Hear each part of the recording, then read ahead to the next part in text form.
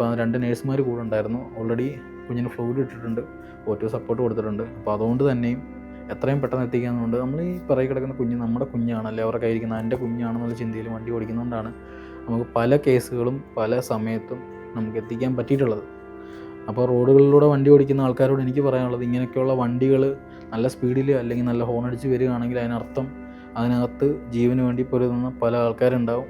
പല പേഷ്യൻ്റ് പല ലെവലിൽ പല രീതിയാണ്, കാരണം അസുഖങ്ങൾ പല രീതിയിലാണ് ഇപ്പോൾ കൂടിയേക്കണത്. അപ്പോൾ അതുകൊണ്ട് ഇങ്ങനെയൊക്കെയുള്ള ആംബുലൻസ് വരുമ്പോൾ നിങ്ങൾ ദയവ് ചെയ്ത് സൈഡ് കൊടുക്കുക. ഒന്നുമില്ല, ജസ്റ്റ് ഒരു ഫാക്ടർ ഓഫ് സെക്കൻഡ്സിൻ്റെ കാര്യമുള്ളൂ. ജസ്റ്റ് നിങ്ങൾ ആ സ്റ്റിയറിംഗ് ഒന്ന് വലത്തോട്ട് തിരിക്കുന്നതിന് മുമ്പ് വണ്ടി കയറി പോയിരിക്കും.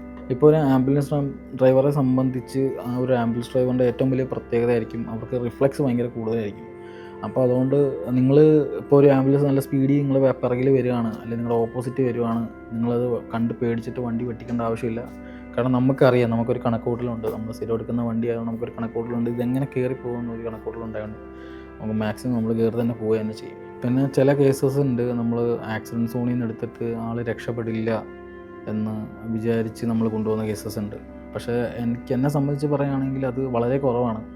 എനിക്കറിയാം, നമ്മളൊരു കേസ് കിട്ടുമ്പോൾ എനിക്കറിയാം എത്രയും പെട്ടെന്ന് എത്തിച്ചു കഴിഞ്ഞാൽ കിട്ടുമെന്ന്.